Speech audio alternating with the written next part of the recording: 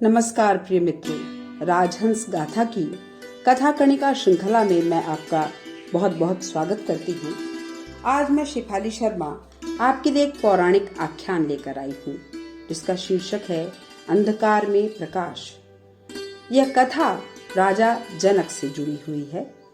राजा जनक बहुत ही विद्वान और चिंतनशील व्यक्ति थे। इस आख्यान में वे अपने गुरु ऋषि याज्ञवल्क्य से अपनी एक समस्या का समाधान मांगते हैं और गुरु उनकी शंका का निवारण करते हैं। तो आइए सुनते हैं यह कहानी, यह आख्यान अंधकार में प्रकाश। राजा जनक अपने उपवन में टहल रहे थे। उनके मन में अनेक चिंताएं थीं, अनेक प्रश्न उन्हें घेरे हुए थे जिनका कोई स्पष्ट उत्तर खोजने में वे ऐसे निमग्न थे कि उपवन की शोभा की ओर उनका जरा भी ध्यान न था। संध्या होने को थी। पक्षी दिन भर के परिश्रम से थके अपने अपने बसेरों को लौट रहे थे। पेड़ों की डालियों पर बैठ पंख पसार अपनी थकान उतार रहे थे। उनके चहचहाने से पूरा उपवन गूंज रहा था, किंतु राजा जनक के कानों तक कोई आवाज न पहुंच रही थी। धीरे धीरे अंधेरा घिरने लगा। राजा जनक अचानक सचेत हुए। ओह, आज कितना अंधकार है! कौन सा दिन है? क्या आज अमावस्या है? तभी चलते चलते पांव में ठोकर लगी। राजा जनक एक नए प्रश्न में उलझे। राजमहल की ओर चल पड़े। अंधकार में प्रकाश कहाँ से मिले? अंधकार में राह कैसे दिखे? राजमहल के दीपकों का प्रकाश दिखने लगा। उनकी किरणें फूट फूट कर मार्ग को प्रकाशित कर रही थी, पर जनक को लगा कि ये दीपक उनके प्रश्न का उत्तर नहीं है। दूसरे दिन प्रातः काल की प्रार्थना से उठे ही थे कि समाचार मिला, ऋषि याज्ञवल्क्य पधार रहे हैं। राजा के द्वारा उचित आदर सत्कार का प्रबंध करने की आज्ञा दी गई। स्वयं हाथ जोड़कर द्वार पर उनके स्वागत के लिए जनक जा खड़े हुए। याज्ञवल्क्य राजा जनक के गुरु थे। वे अपने समय के मनीषियों में अग्रगण्य थे। याज्ञवल्क्य स्मृति के रचयिता थे।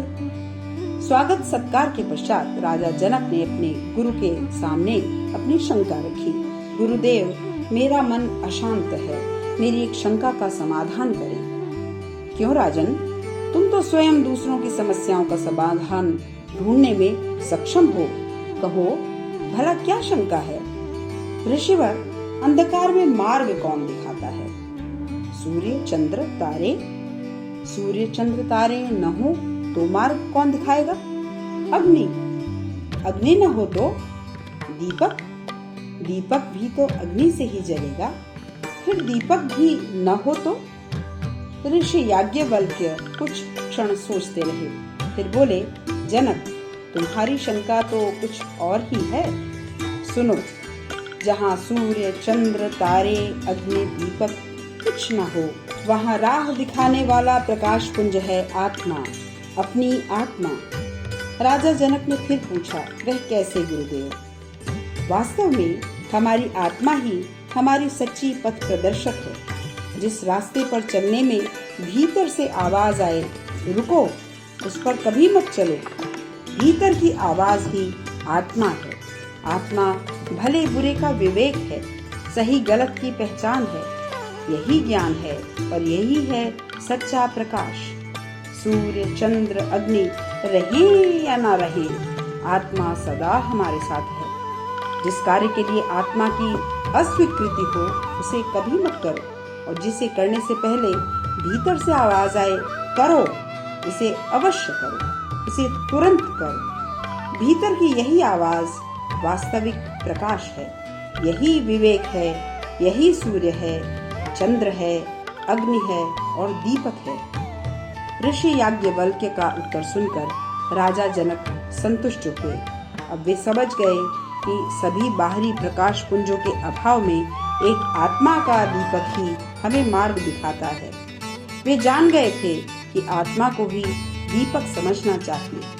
आत्मदीपो भव का मंत्र ही सच्ची मुक्ति का मार्ग है।